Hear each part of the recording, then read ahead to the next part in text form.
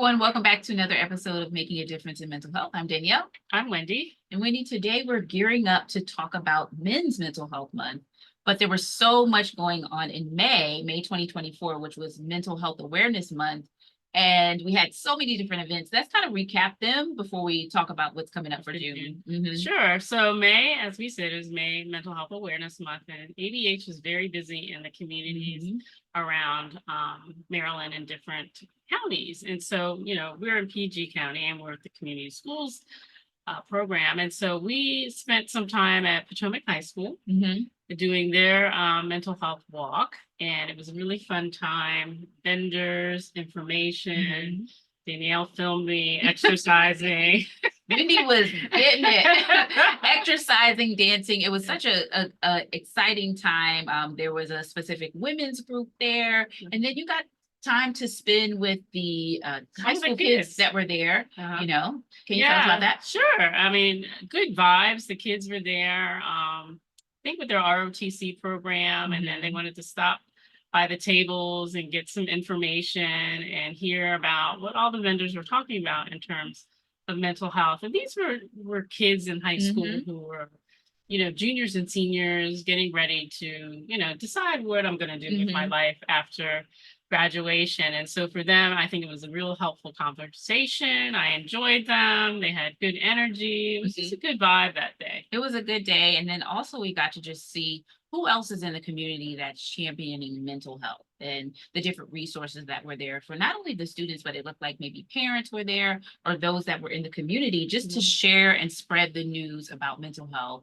and just, increasing awareness in general. Right. It's always nice to see just the participation of the school, the teachers who, worked hard to put this event on, who wanted to be able to, share with the community that mental health is very important. Right. And that particular day, it rained, but we still had a good turnout. Right. They still had the music pumping. We walked in the I don't know if it was the cafeteria, gym area, but we walked through and that's where we did the exercising and then yoga too at the end. Yes. Did some really good self-care things to just show people who came out and participated. So that was a lot of fun. And then we moved on to just reminding everybody about Mental Health Action Day, right? So that was the day where you take charge of your mental health and your wellness. So you're doing things to create positive vibes and communicate with your tribe. We talked about that. And just self-care activities, and also to be seen in green, because that was the right thing about that day. And then at the end of the month, we just recently attended a Men and Mental Health conference. And for me, it was a little bit different because the panelists were not clinicians. It was a different spin and a different take. Every single man on the panel was in the entertainment industry. Yeah. And I thought that it was interesting that, from the glitz and the glam, we might think entertainment is something that, there's no mental health issue there at all. Yeah, they're making money. They're on TV. Exactly. Yeah. But each of the men had their own perspectives. I can talk about a few, and then Wendy, you can talk about a few. One of the men was in the industry of fashion.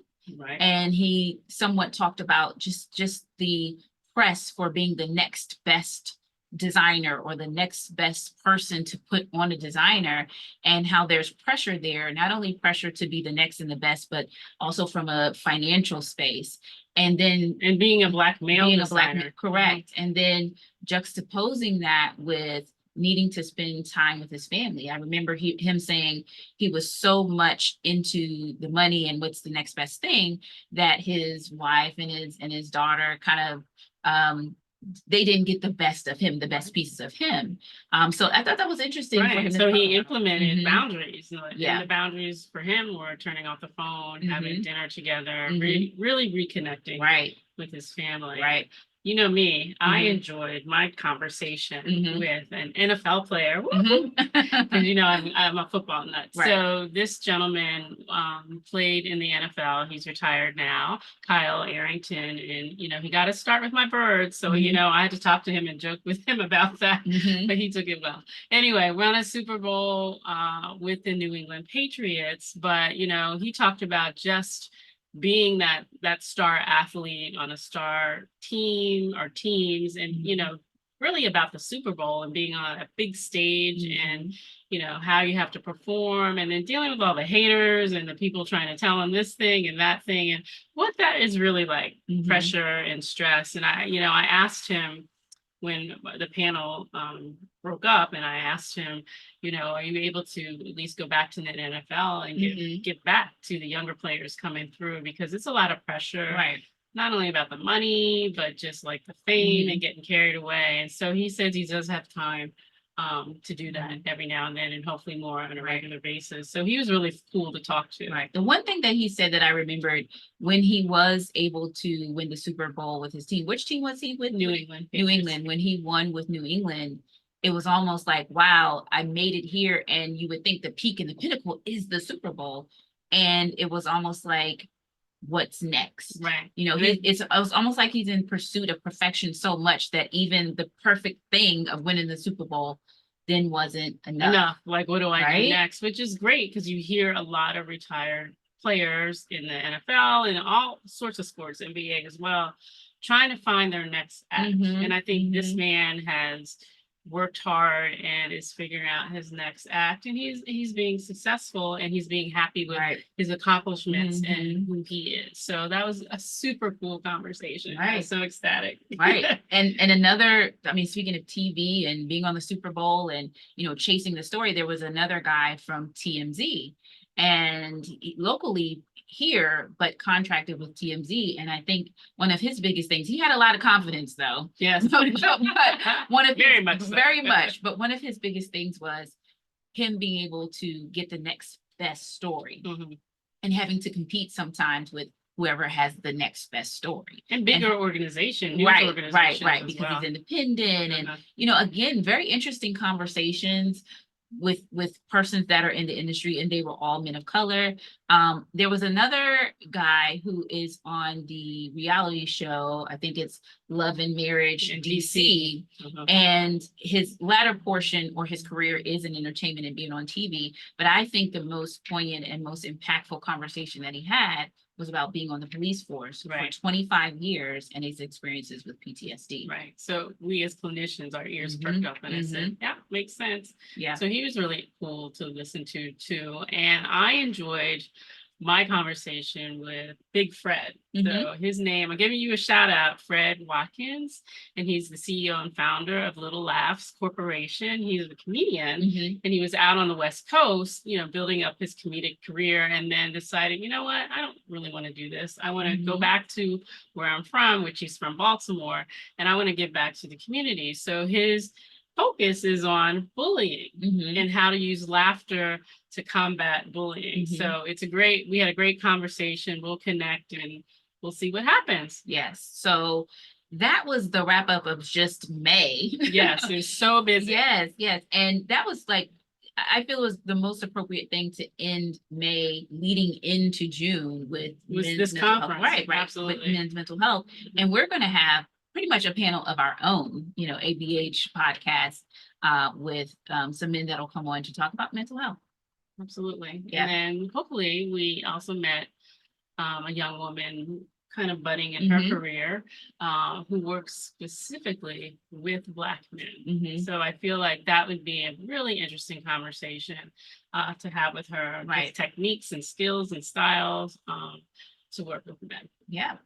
And then one of the major things that's happening in June, Wendy, you can tell everybody about Danielle's very shy, but our very own Danielle is going to speak at a women's conference. So a friend of mine, Tracy Daniels, who is the CEO and founder of a nonprofit called Our Sisters Circle, is doing their very first women's wellness conference in the district at the Barbara Jordan Center. And she reached out to us and we wanted to support her and her nonprofit. So our very own Danielle is a panel speaker.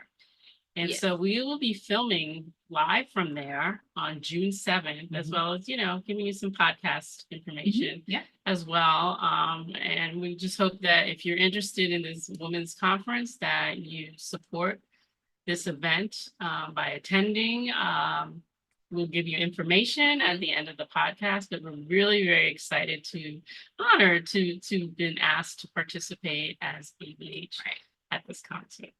I mean, I am definitely at this it might be a concert at the conference. At the conference, excuse me. Conference, it's okay. It might be a concert because I'm definitely going to play some music, and there's going to be some surprises in there too. So it might turn into a concert. I mean, to celebrate women. Yes. And, but I'll say this: I am definitely. It is an honor. I like to talk, and I'm passionate about what I talk about. So it's right up my alley. But more so, to be able to provide information for women and anyone else in attendance when it comes to mental health and bringing awareness. I am very happy to represent advanced behavioral health during this conference. And I just want the word to get out. We are very passionate here at the podcast. We're very passionate here at Advanced Behavioral Health, and to take our passion outside and connect with other people who are passionate about mental health and wellness. And Tracy's focus is on women, so I think it's just a great marriage, right? And the whole theme is about breaking stigmas and embracing wellness, and so that's really what we want to make sure that we put forth. I'm thankful, even for Wendy just pushing me forward here, and for just approving. But we're here to represent advanced behavioral health and then the mental health and wellness community as a whole. So June is going to be an exciting month, just like May was. Yes, so busy, and that's how we like it here at ABH. Yep, doing new things, being innovative, and bringing information to our audience around making a difference in mental health. Yes. And lastly, I just want to give out a shout out to Benita Reyes, because she was able to support me, and I was able to support her with some of the information that's going to be coming forward in this particular presentation for this conference. So shout out to you, Benita, who is also on our DEIB committee. She's our DEIB co-chair. Yeah. So look, we are all a collective here, and it's always good to support one another. So very happy about that. June is coming up. We're excited. Yes. So I'm Danielle. I'm Wendy. We're always appreciative of you stopping by, taking a look, and sitting down and watching our episode. This is making a difference in mental health. We're always striving to make a difference in mental health. We'll see you next time. Bye.